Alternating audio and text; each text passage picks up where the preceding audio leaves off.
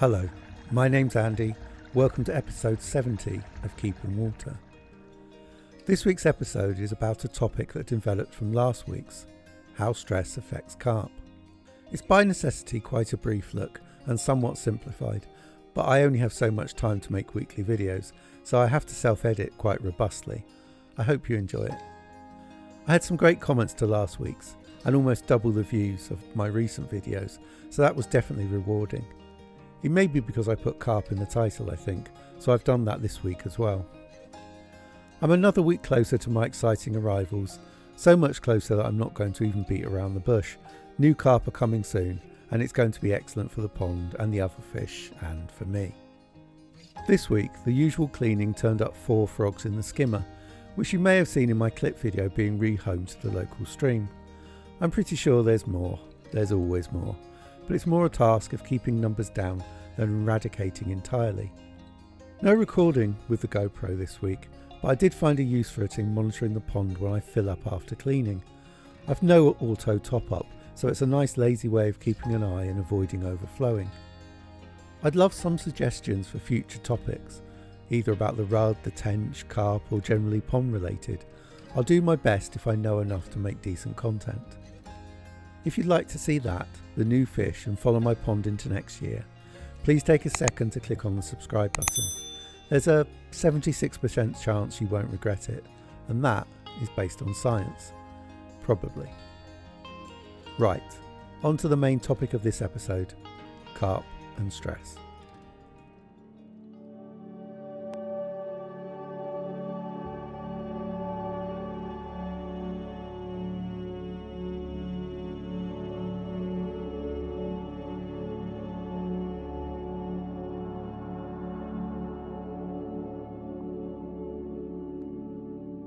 During researching, writing and making my last episode, Carp in Winter, I mentioned stress and the impact of a particular stressor, in that case the cold, on carp.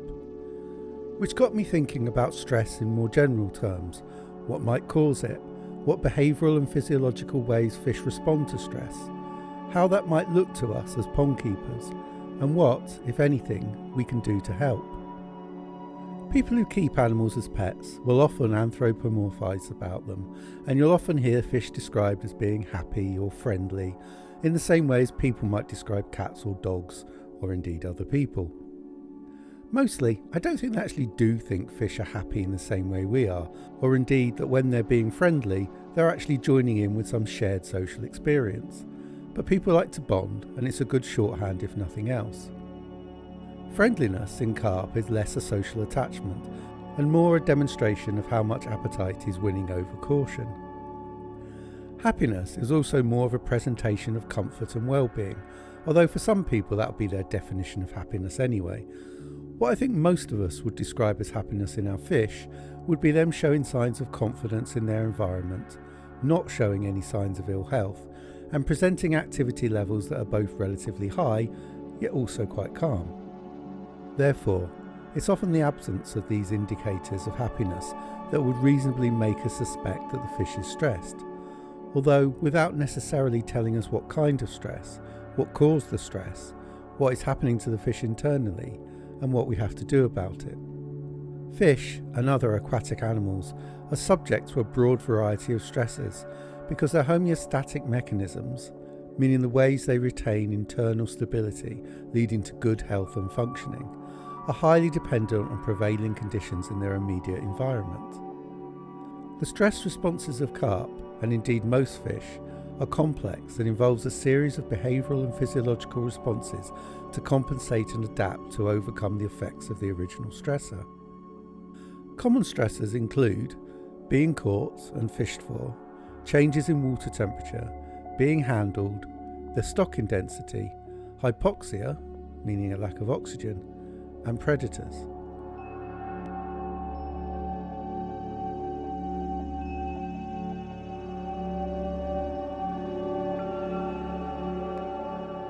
The primary stress response of fish involves the release of corticosteroids and catecholamines, and the activation of numerous secondary stress responses at all levels throughout the fish.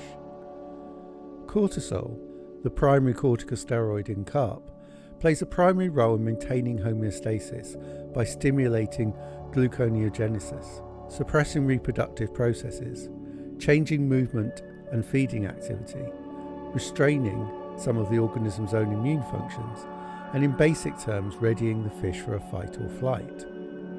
However, although cortisol in the short term is an aid to the fish in combating whatever it is facing, if the intensity of the stressor is excessive or long-lasting, physiological response mechanisms may be compromised and can become detrimental to the fish's health and well-being.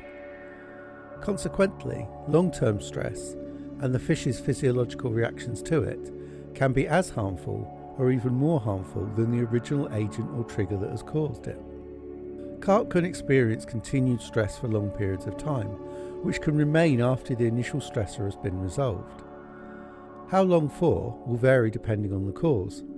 Studies have shown that changes in temperature, for instance, produce a moderate increase in cortisol levels, which can take 2 to 3 days to return to pre-change levels, whereas more stress caused by, for instance, netting, while resulting in higher cortisol levels initially, can return to normal within 2 to 3 hours. What has also been found is that while fish are experiencing physiological stress, not only is it potentially harmful to them in the long term, in of itself, it can also leave them more at risk of other factors. Research has discovered that slightly stressed carp are much more susceptible to parasites than unstressed carp. In a study, carp which were taken out of the water for 1 minute a day died from a parasitic attack. Only 40% of carp who did not undergo the light stress treatment died from the parasites. During the stress study, the biologists identified how cortisol weakened the carp's defense against the parasite. In carp, cortisol inhibits 4 crucial proteins which normally ensure the protection of the fish. In addition, cortisol also ensures that specific protective white blood cells die. Finally, it also reduces the quantity of antioxidant in the cells, rendering the fish more susceptible to their own immune system. In other studies, it has been identified that the behavioural aspects of the carp stress response adds to their weakness and fragility. As stressed carp will go without feeding and lose weight, and over time may become more sluggish, leaving themselves at risk from predation. There are other behavioural responses which are more benign or beneficial, however, that help carp during times of stress, either by conserving energy or by avoiding the cause of stress, e.g. by hiding and feeling safe. And that is what we'll look at next.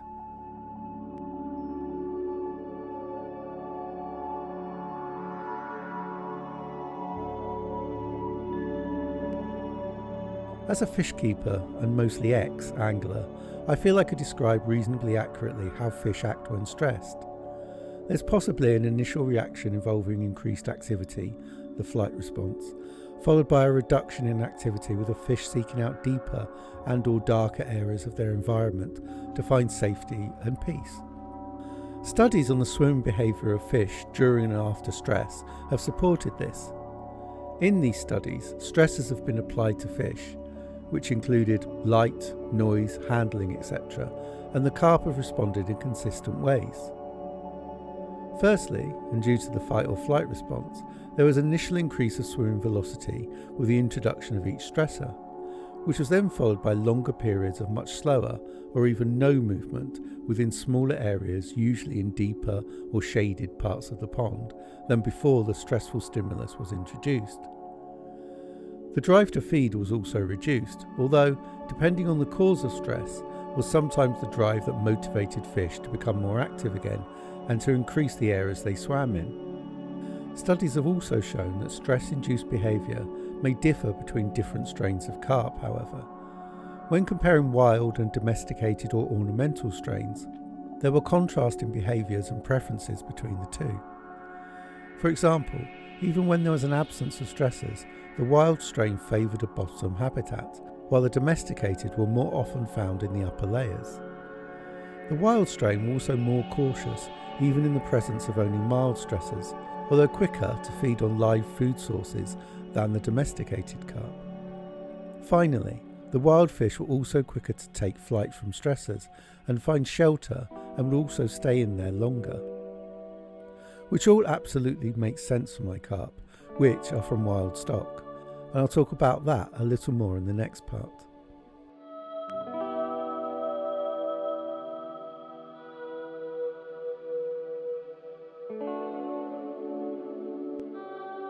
There's a number of ways we can support carp when stressed, although not all are without compromise or issues, and how each of us as pond keepers decide to address stress will be different, depending on our fish, their environment, and how each of us balance often conflicting factors. Firstly, limiting or completely removing additional sources of stress when we know the fish are experiencing one already. Research has shown that fish become susceptible to other risk factors when stressed, so being aware of and minimising them would seem sensible. For instance, if the fish are ill, only feeding enough to maintain health, but not so much to risk water quality issues. Or, again if ill, avoid netting fish which would increase their stress. This is obviously a good example where some balance and compromise needs to be made, as netting might be necessary to diagnose or treat some health conditions, but equally will add to the fish's stress. Getting that balance right would be difficult, but by and large netting as little as possible would be wise. Secondly, reduce stress by providing environmental features which will give them some safe spaces when they're feeling stressed. Fish invariably like to go somewhere dark and or deep when ill, injured or scared, as that's where their instinct will drive them to be. If unable to do this, or find any suitable place, their stress may be higher or last longer than it would otherwise. This is also an area where compromise and conflict with other aims may occur. Providing areas for fish to hide in a pond tend to also interfere with flow and create dead spots, which negatively affect the efficiency of filter systems. Plants can provide both cover and security for fish, but as I know very well, they can also compromise both water quality and clarity. Overall, there's a trade-off to be made between providing the fish with an environment that meets their instinctive needs when stressed, and being able to have a space that supports water quality, and also creating a space that meets your aesthetic preferences. Thirdly, support your fish in being comfortable in their environment and with you. This has been a challenge for my carp, as being a wild strain, their instinct to fear movement around the pond is strong, and they generally associate my presence by the pond as pretty much always being negative. I've tried this year to redress that balance by building their confidence of me while I feed, not really for my benefit, just to reduce the overall stress that they might feel when I'm around. This was particularly important this year, as during the winter of 2020 I removed a lot of the plant growth in the pond, as, while giving the carp excellent cover, both under and within it, it was an absolute nightmare for harbouring decaying detritus. The plants do still grow out into the water and give some cover, and I have some plants by the side of the pond that grow across the surface as well. However, it was a shame to remove the plants that grew across and under the surface, as they were perfect for giving the fish shelter and reducing their stress. It was one of those type of compromises that I mentioned, and I'm still looking at alternatives for them, possibly lilies, for next year.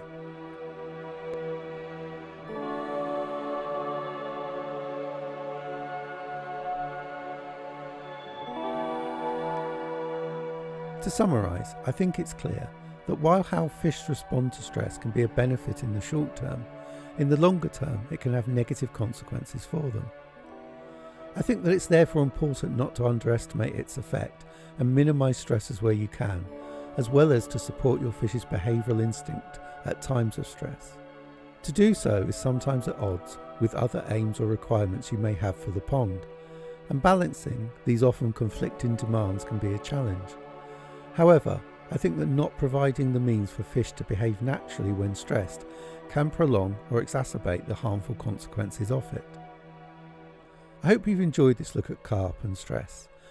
I'd love to hear your thoughts and how you've solved some of the problems that keeping fish in artificial environments throws up.